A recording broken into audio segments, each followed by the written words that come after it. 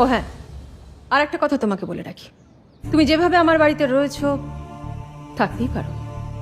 তুমি থাকলেও আমার কিছু যায় আসে না, না থাকলেও যায় আসে না।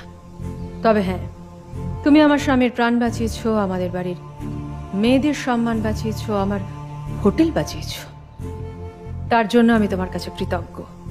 কিন্তু এটা যদি তোমার সাজানো হয়ে থাকে তাহলে জেনে রাখো, গুলি আমিও চালাতে জানি, আর আমার টার্গেট তোমার দাদুর মতো মিস হয় না।